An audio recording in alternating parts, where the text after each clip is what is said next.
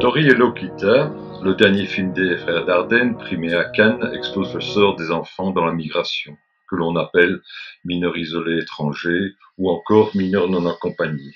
Difficile de décrire en 90 minutes les drames, les turpitudes, l'indifférence à leur sort que leur réservent les pays d'accueil. Les réalisateurs, au terme d'une longue enquête en Belgique, ont pu rassembler dans cette fiction toute la violence que leur réserve l'institution, par la suspicion généralement entretenue, la violence de survie qu'approchent ces enfants de la délinquance, voire de la grande criminalité. Ce film, d'ailleurs dédié à ce courageux boulanger de Besançon qui fit la grève de la faim pour qu'on n'expulse pas son apprenti guinéen, décrit les engrenages désespérants pour celles et ceux qui viennent parmi nous, fuyant la guerre, la violence, la faim, les catastrophes climatiques. Défense des enfants internationale que je représente s'inquiète depuis longtemps du sort réservé à celles et ceux qui sont d'abord des enfants avant d'être traités comme des étrangers, et vous invite à assister à la projection de ce film pour lequel Jean-Pierre et Luc Dardenne nous ont accordé un court exposé de présentation de leur œuvre. Écoutez les frères.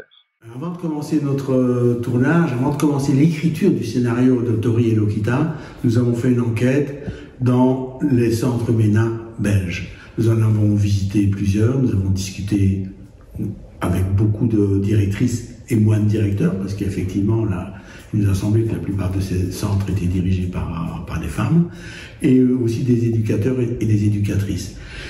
Et nous n'avons pas discuté avec les enfants, d'abord parce que je pense que ce n'est pas autorisé, et puis que notre but n'était pas de recueillir des histoires vraies pour pouvoir nous en servir pour créer nos personnages Tori et Lokita. Et nous avons aussi rencontré des gens qui travaillaient dans un observatoire autour de la prostitution des femmes, des jeunes mineurs en Belgique, et aussi des filmeurs. Voilà tout le travail de documentation que nous avons fait autour des centres MENA, avec en plus la lecture d'un document qui nous a beaucoup intéressé et qui nous a beaucoup appris. C'est le numéro d'une revue, la revue de l'enfance et de l'adolescence, qui était centré uniquement sur les enfants mineurs non accompagnés.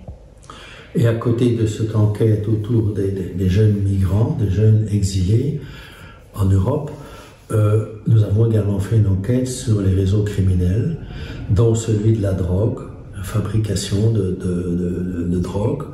Et là, c'est grâce à des informateurs de la police et du parquet qui nous ont expliqué comment ça se passait, comment on téléphonait, comment on se procurait les engrais, le courant, l'électricité, etc., etc.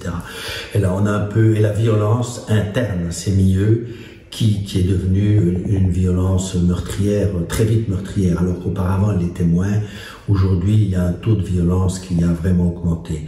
Et voilà, c'est comme ça qu'on a construit notre film, qui est un film autour d'une amitié, mais qui, effectivement, d'après les premières projections que nous avons faites, où il y avait des migrants qui étaient présents, qui avaient les papiers ou qui les avaient pas, mais qui avaient été mineurs, ils ont dit que le film correspondait à la réalité qu'ils avaient vécue.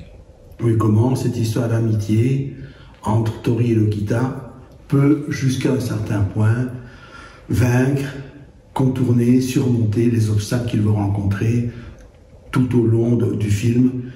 Film dont la trame est un peu dirigée par l'action de Tori et Lokita. Lokita veut avoir ses papiers, Tori les a, Lokita ne les a pas. Lokita ne les a pas parce que c'est une enfant mandatée par sa famille pour envoyer de l'argent. Tandis que lui, enfant sorcier, persécuté dans son pays, a pu avoir les papiers en Belgique. On reste ensemble. C'est toujours comme ça qu'on s'en est sorti.